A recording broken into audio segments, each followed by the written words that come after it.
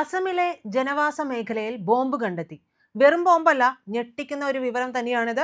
രണ്ടാം ലോക മഹായുദ്ധകാലത്തെ ബോംബാണ് ജനവാസ മേഖലയിൽ കണ്ടെത്തിയത്.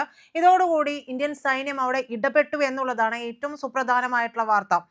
അസമിലെ ടിൻസുക്കിയ ജില്ലയിലുള്ള ലിഡോ ലേഖാപാനിയിലാണ് ജനവാസ മേഖലയിൽ ഈ രണ്ടാം ലോക മഹായുദ്ധകാലത്തെ ബോംബ് കണ്ടെത്തിയത്.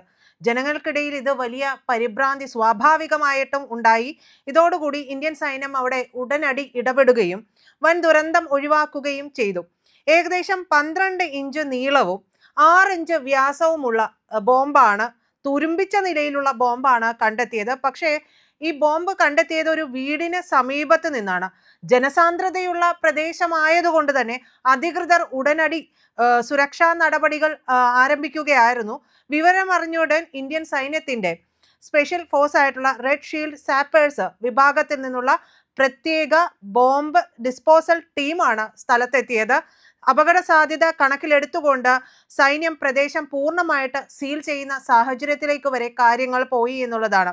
കൂടാതെ ജനങ്ങളെ സുരക്ഷിതമാക്കി മാറ്റുകയും സുരക്ഷിത സ്ഥാനങ്ങളിലേക്ക് മാറ്റുകയും ഒക്കെ ചെയ്തു.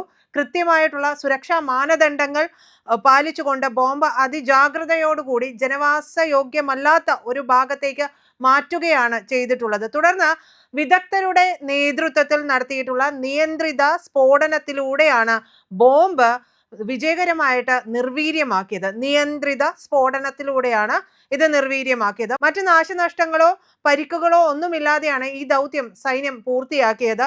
രണ്ടാം ലോക മഹായുദ്ധകാലത്ത് വടക്കുകിഴക്കൻ ഇന്ത്യ തന്ത്രപ്രധാനമായിട്ടുള്ള ഒരു സൈനിക കേന്ദ്രമായിരുന്നു എന്ന വസ്തുതയിലേക്ക് ഈ സംഭവം വിരൽ ചൂണ്ടുക കൂടി ചെയ്യുന്നുണ്ട്.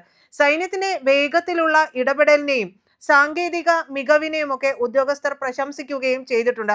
പ്രദേശത്തെ സമാധാനവും ജനങ്ങളുടെ സുരക്ഷയും ഉറപ്പുവരുത്താനായിട്ട് സൈന്യം എന്നും പ്രതിജ്ഞാബദ്ധമാണെന്ന് ഈ സംഭവത്തിലൂടെ ഒരിക്കൽ കൂടി തെളിയിച്ചിരിക്കുകയാണ്.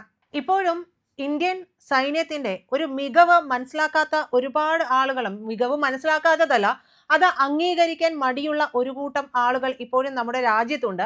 അവരുടെ മുമ്പിലേക്ക് കൂടിയാണ് ഇത്തരത്തിലുള്ള ഒരു വാർത്ത ചെന്നെത്തുന്നത്, ഈ റിപ്പോർട്ടുകളൊക്കെ വന്നെത്തുന്നത്.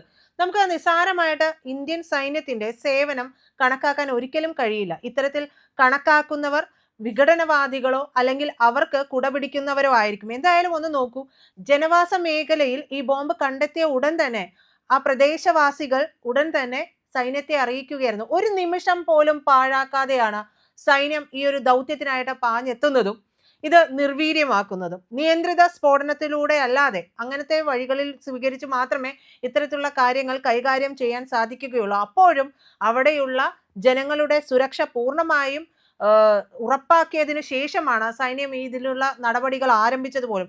അതുകൊണ്ടാണ് സുരക്ഷിത സ്ഥാനങ്ങളിലേക്ക് ജനങ്ങളെ പൂർണ്ണമായും മാറ്റി പാർപ്പിച്ചതിന് ശേഷം ഈ നിയന്ത്രിത സ്ഫോടനം നടത്താനായിട്ട് സൈന്യം ലക്ഷ്യമിട്ടത്.